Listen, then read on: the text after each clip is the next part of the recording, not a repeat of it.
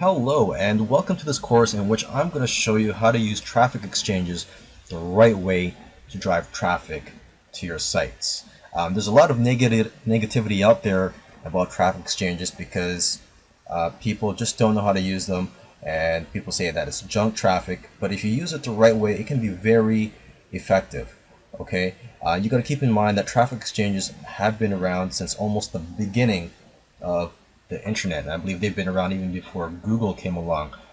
So a lot of traffic strategies or fads have come and gone, but traffic exchanges have been around since almost the beginning, and they are still being used to this day to drive traffic.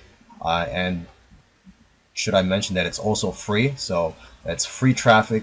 Keep that in mind if you're new to internet marketing.